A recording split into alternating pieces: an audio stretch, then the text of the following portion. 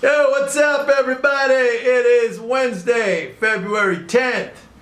New record high in the Dow Jones. NASDAQ was down a little bit today, but everything is very positive. We may have a few days of consolidation here, no big deal. So yesterday, first let me just make an announcement. I got my new podcast episode out. Check it out, man. There's a lot of good stuff on there. Go to the link right here in the description and listen to it. I want you all to listen to it. So I'm going to talk about something that I mentioned at the end of my video yesterday, and I cover it in detail in the podcast today, so you want to check it out. So yesterday I was talking about this guy, Sam Zell. He is a vulture real estate investor. What is that? It's a guy, they buy when prices are very depressed. He's made a lot of money for himself. He's a well-known guy. He's been around a long time. I remember reading about this guy way back in the 80s. I think he was already a billionaire back then when a billion was still a lot of money.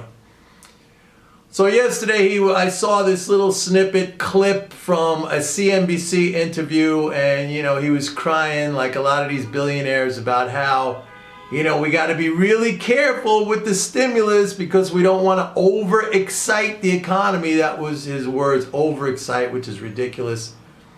And a lot of these guys, not just Sam Zell, but a lot of these very wealthy people, they're against the stimulus, and they either cloak their arguments in some BS about, inflation.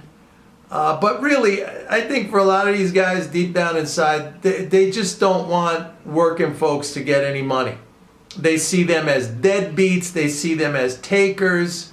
But in reality, they are the takers. And one thing you have to understand, which I teach to people all the time, from a fiscal point of view, tax cuts are the fiscal equivalent of spending increases.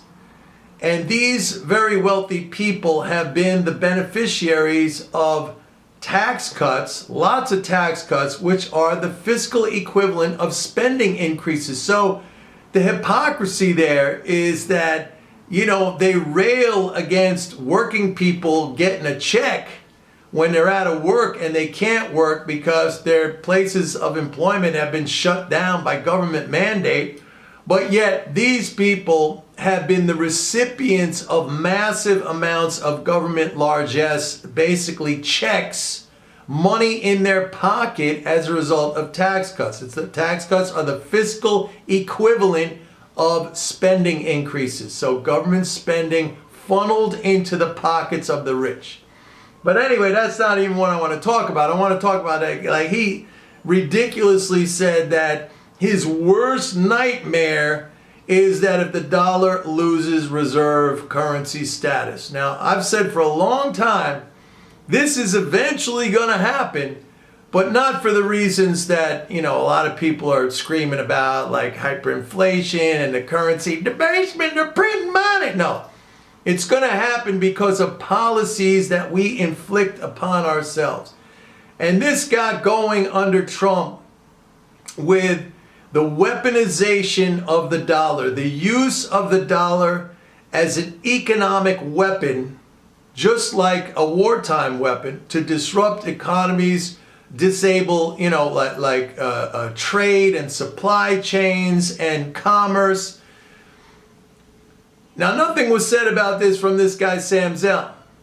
But when the United States, and Trump came in with the intent of wielding a massive sledgehammer to smash and destroy the global dollar-based financial system. The use of sanctions, the use of limiting the availability of dollars, the use of shutting out entire systems, economic systems from the dollar-based global financial system. That is the weaponization of the dollar. Now look, nobody wants to leave the dollar. The dollar-based financial system of the world is something that has been in place for the last 50, really 75 years. You could go back to Bretton Woods. It is a seamless system that all countries up until now have been using, and they're very happy to use. Transaction and clearing in dollars in this system, it's a system that's established. All countries have used it. But when the United States comes along, and Trump came along with a massive bludgeon to break the whole thing up, the guy's a destroyer. And this is all MAGA, right? This is all to make America great again. I don't think so.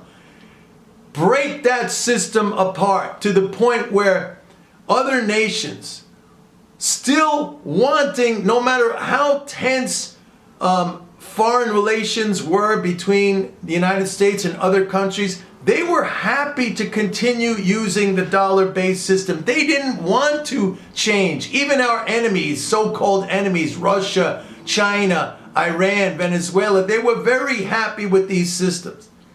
Our allies in Europe, since World War II, very happy with this system. But when you come along and you say, no, we're not allowing you to use it anymore, we will punish you for using it from now on. All right? We will intentionally attempt to destroy your economy from this point on with the use of our financial system, the global dollar base. You can't blame these countries from saying, look, you basically left us with no choice.